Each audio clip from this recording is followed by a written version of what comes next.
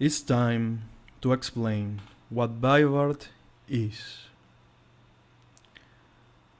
I'm gonna start with a bit of a history lesson. And so, long time ago, when humans came into their home, we were living in a time where so many possibilities and abilities were often used and displayed. In biblical literature, there is a faint memory of this time. The Garden of Eden, they called it.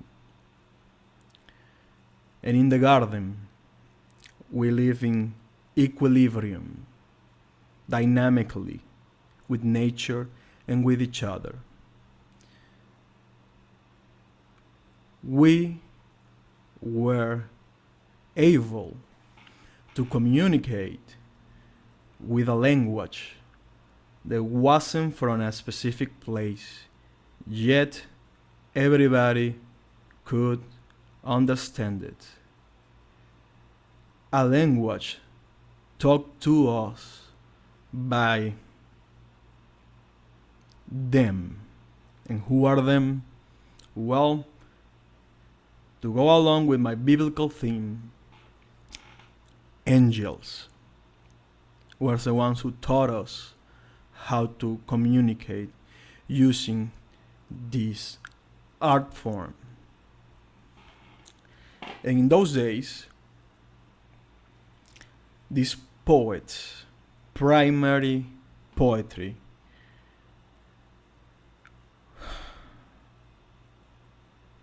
was the way. Now, when I skimmed through the book by Robert Graves, The White Goddess,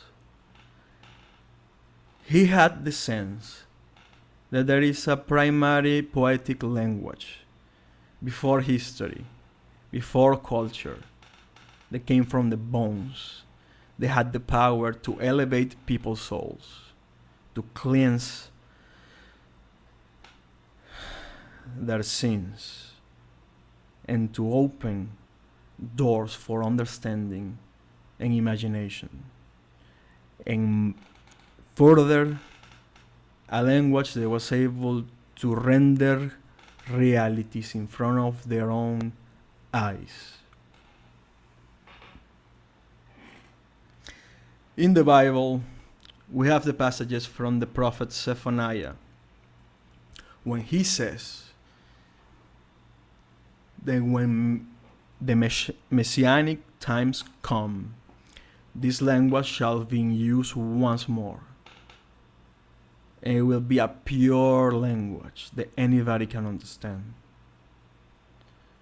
The fall from the garden, the confusion from Babel, shall be redeemed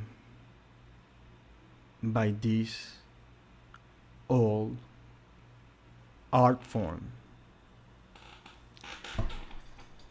That is the historical context, biblical context for SeVivarte. And now, I'm gonna tell you a bit about my own story with this. When I was around 6 years old, I was having these dreams, extremely vivid dreams. And in those dreams, once I arrived to this place, it was a place that was basically empty. And in this place, I find myself without not much to do. But at some point, two figures appear in the sky of this place. And these two figures were luminous, were filled with power, and were closer to the Most High. Angels, they were. They are. And these angels started singing these songs of joy and praise. They were blowing my mind every night for the longest time, months at an end, having this dream with these angels. Sometimes there were two of them, sometimes there were hundreds of them, sometimes there was only one. But every time I will come to this place that was pretty much empty, except for those entities, and they will sing these beautiful songs. Ah, ooh, ah, eh, ah, eh, ah, ooh, eh, ah. They were. That's the best way that I can put it, as a sound.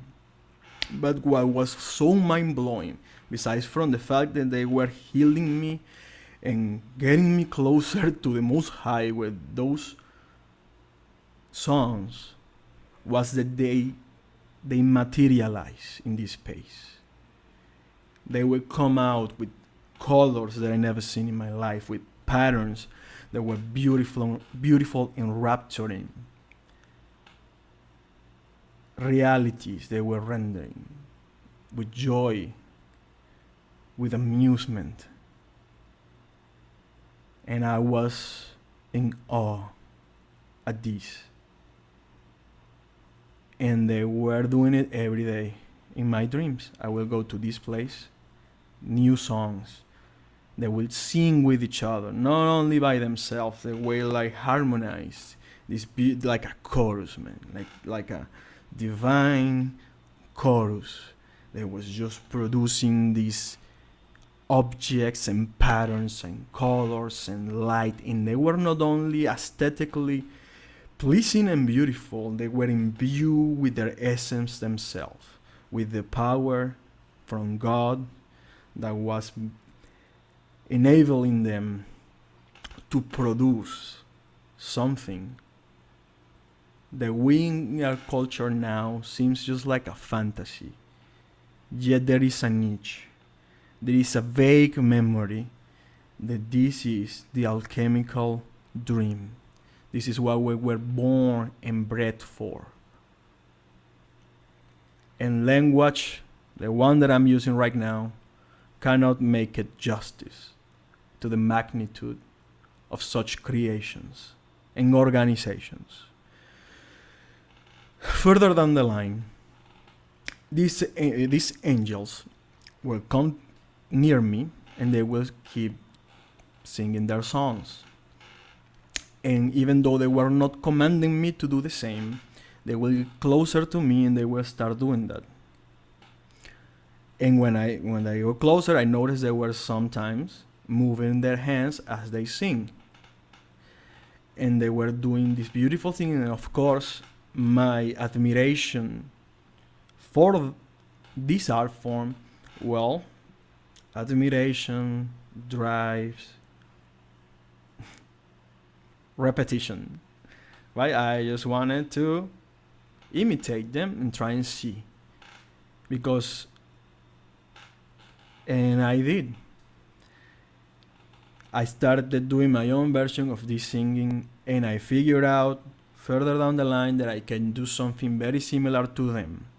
Not as complex, not as beautiful, not as grand, but I was getting there, and I was every day super excited to go to sleep and experience this place with these entities. Eventually, I got better and better at it, and I felt more and more connected. Once I figured out that I could ask them questions, I went ahead and I asked them why they are doing this. What is the purpose of this, other than, the beauty or whatever? What is the purpose? And one of them answered me something that until this day I think about.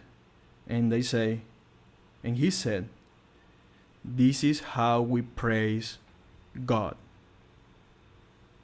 This is our way of showing gratitude and of elevating creation. So my little 7-year-old self, 6-year-old self was just like, wow, this is what I wanted to do, this is what I ought to do. At that point, I wasn't introduced into anything biblical, to be honest. My family wasn't particularly into church, much less reading the Bible. And whatever notion I have of religion was pretty much the story of Jesus and, what I could see on TV sometimes. And of course, I kept going to this place in my dream. And eventually the angels were not there anymore, but I had like free range, like free expression for you to do this.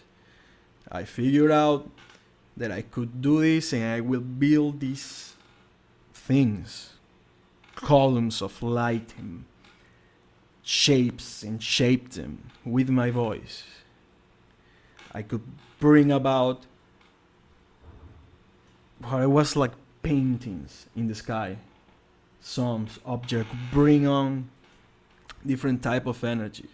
I was doing my own version of what they were doing. And after they showed me it was possible, I knew this was for real. So I kept at it, I keep going, I keep practicing. I keep getting the handle over this ability. And it was extremely fulfilling. It was extremely joyful. And I figured out it was also really connected to my emotional state. So when I will be in an emotional state that was distress or worry or something, my creations wouldn't be that beautiful. They will be many a times twisted. It wasn't only the song, it wasn't only the hands and the movement, it was also emotional content. So I just kept at it because I knew I could become better at it. Eventually, I saw further down the line on other dreams people that could do the same. What we will call, this day and age, I guess, wizards. People dress in a really interesting clothes. This is people. This is not transdimensional entities, nor aliens. People. And they will do vibe art, their own vibe art. Sometimes they will show it to me. Sometimes they will insert themselves in the picture. But this was mind-blowing. Of course, when I grew up, I eventually stopped doing it because I got engulfed in worldly pursuits. This is something that is, I thought to myself, this is something that is really advanced. I don't think normal people will or can understand it. I cannot make any money from it, so I'm just gonna let it go for a while. And then I stumbled upon the work of people like Terence McKenna and others that had glimpse of what this was. And then I got into psychedelics way before I took psychedelics, because what Terence and others were explaining was they call psychedelicomancia, I would say, something like that, which is when you can have these visions and you can sort of handle them, control them, for lack of a better word, to merge with them and to imbue them with your own essence. And then he told the story of how shamans in the Amazon, when they were taking ayahuasca with their communities, they will sing these Icaros, these sacred songs, and then the community will afterwards talk about them like they were pictures, like they were movies. Like I love the part when the green sphere divided into 1,000. And then they blew out of proportion and created a mountain came out the left side, and then the moon became something else. But I didn't not like the part when the spiky red things were swirling around in a kind of confusion. So I understood that this art form was never really lost.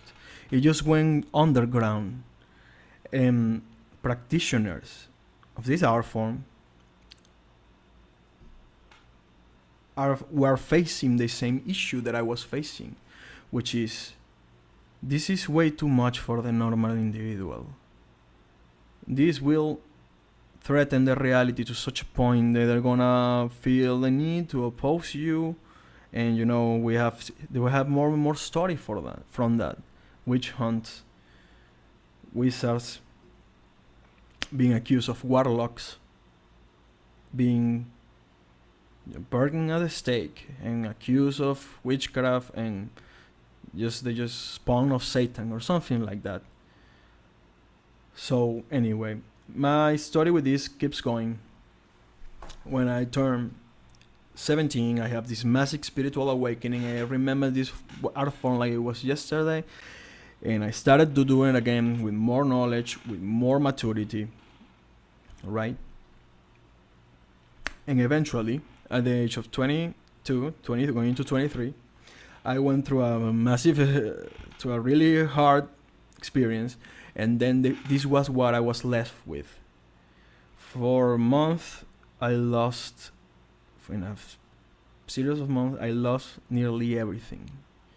It is a longer story for another day, but what I was left with was my soul, my connection to the Most High, and my art by Bart. I did not come up with the name by Bart. This was the name that people gave it, because when I started doing by Bart, like there was no yesterday, and I was doing it, I was like a machine, man. I was producing new Bible every day, as I eat, as I sleep, as I dance, listen to music, and brace myself for the end that could come at any point during any day.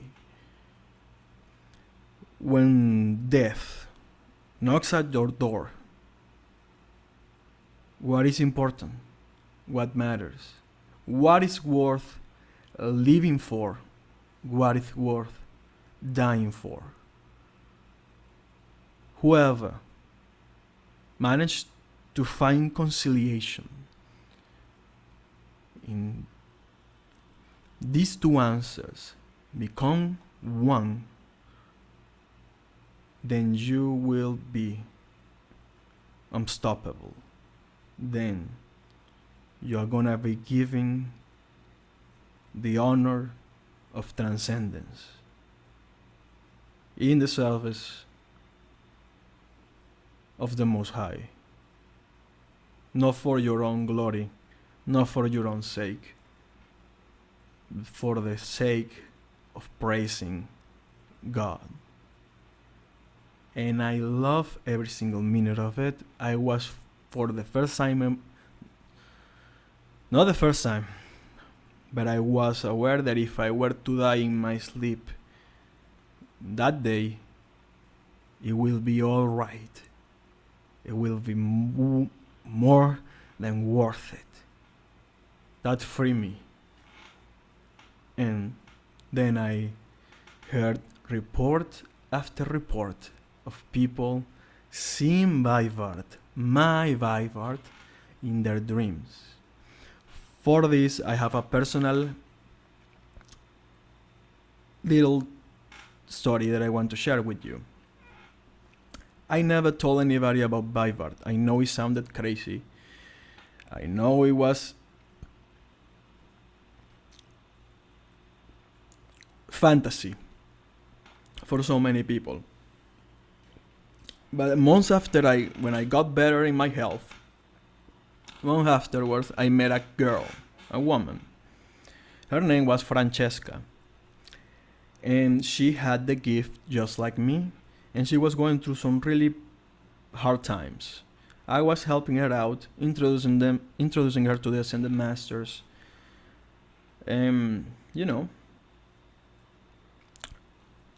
And I was also, of course, rejoiced because of the fact that I find more people like me, young people like me.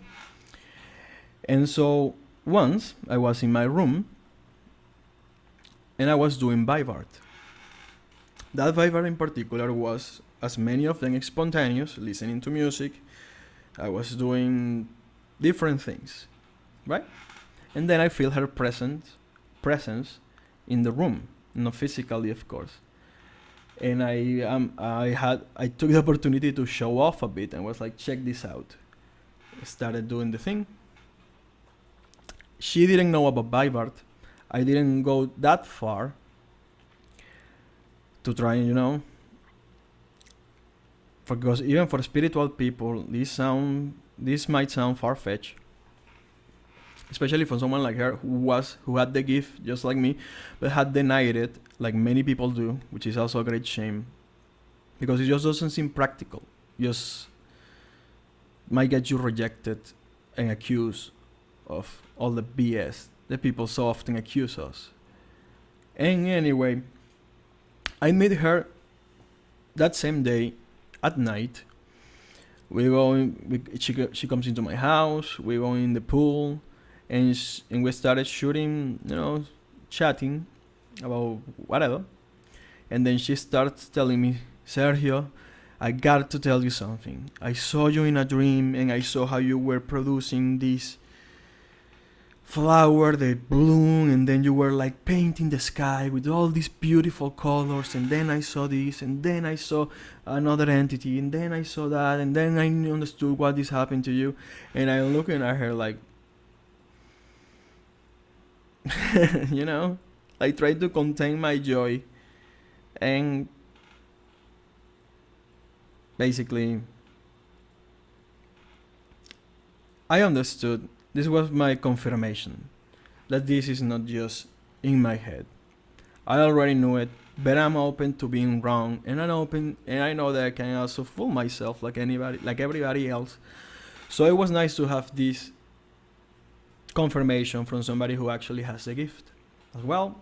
But it was not, she was spot on, basically. She remembered precisely the SeVivarte, and I remember precisely the SeVivarte, and then, I knew about other people around the world, especially those who came from the Tooth Fairy and others.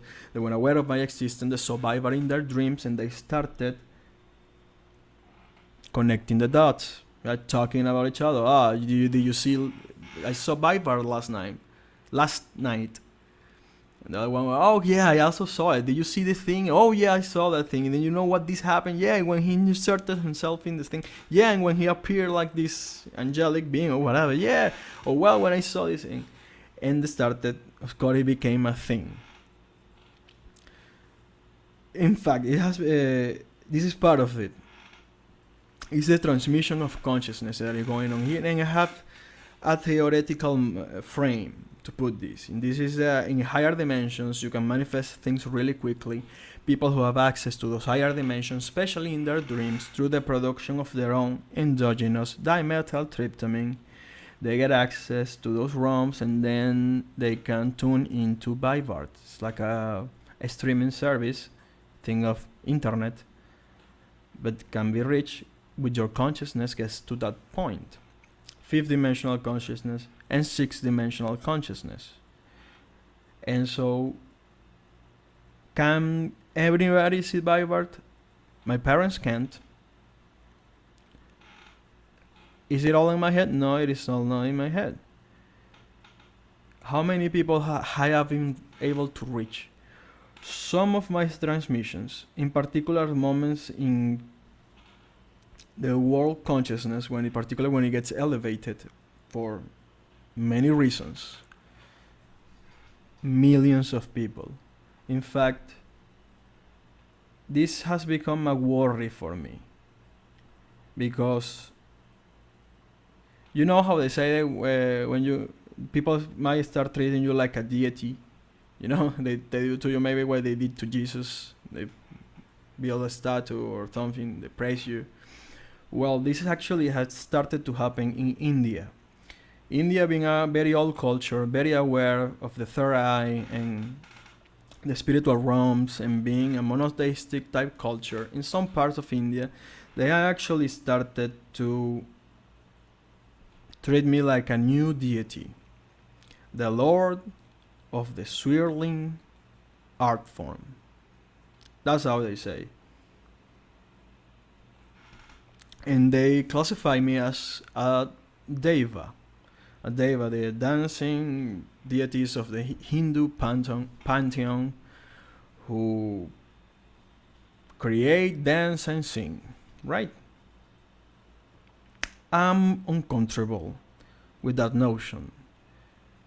First and foremost, because I don't like the idea of anybody worshipping me.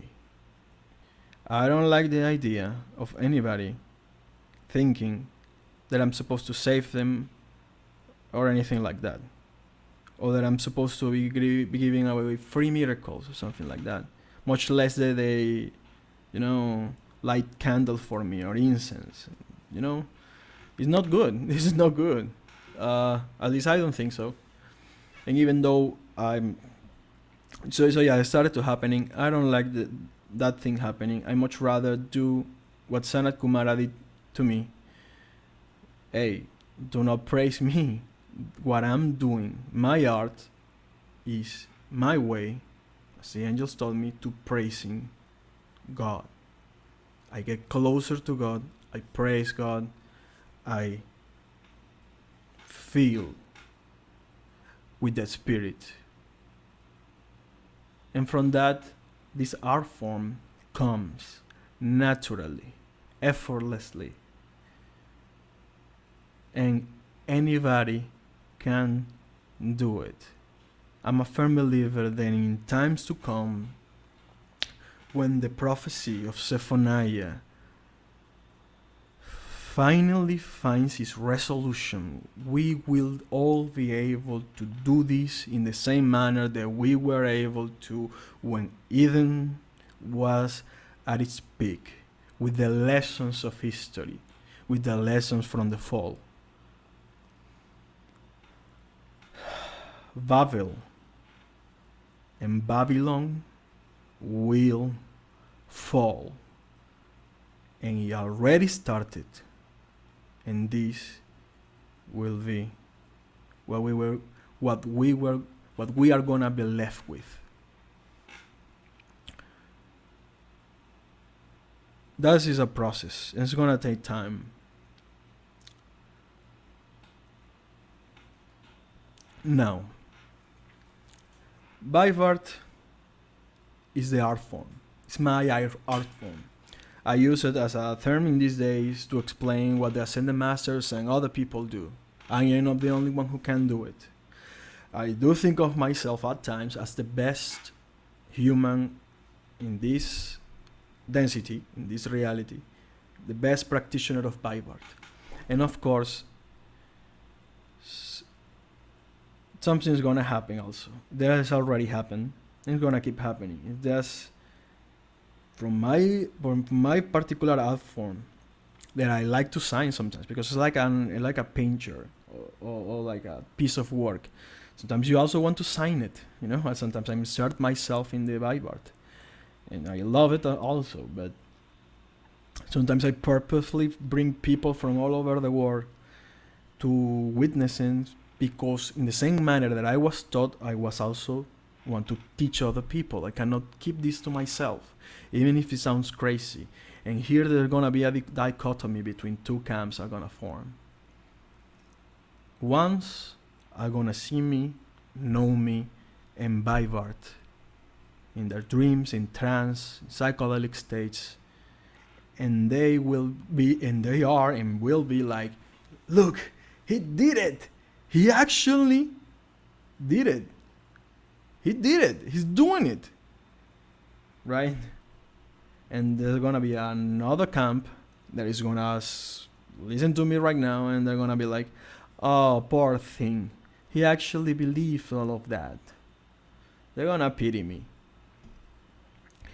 I no longer have the responsibility to answer to anybody else's limitations. What your possibilities, your perspectives. Those are your own. That's your reality. Those are your shackles, not mine. Those are not gonna stop me. No judgment, no rejection, no mocks. I'm still gonna do it, and I'm gonna do it until I die. And I'm sure I'll do it after I'm dead. And in that point, that's SeVivarte. That's SeVivarte.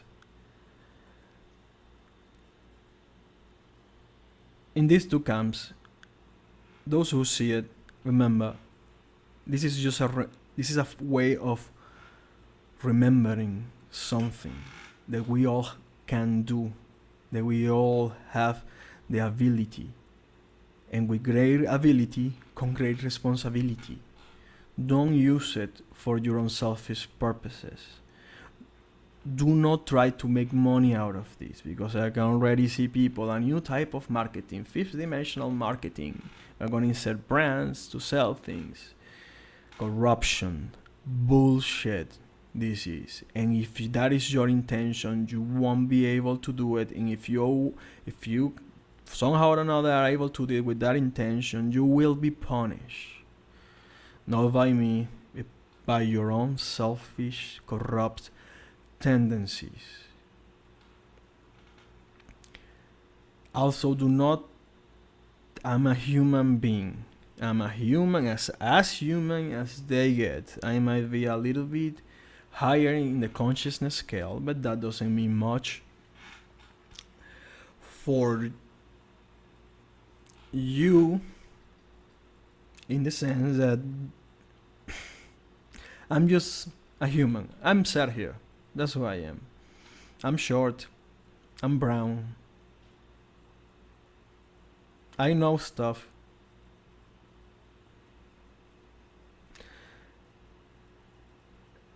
And I've been giving my life to this art form. That is not something that I do for money. It's not something that I do for glory. It's something that I do because it's amazing. Because I feel amazing. Because I can spread the awesomeness. And I can bring about a dream that was almost completely buried from times when we were whole. And if that ain't a worthy thing to live for or to die for, then I don't know what purpose is. Hopefully, more and more people are gonna be able to do it. I shall teach them. And I will be proud and glad to see the creations that people are able to do. Because here I'm gonna go a little bit higher in my teaching this. What is the purpose of humanity? We all have our own path, our own thing, but we also have a collective purpose. And if we are a reflection of God, which I think is true, then what is a purpose? Why did God made us?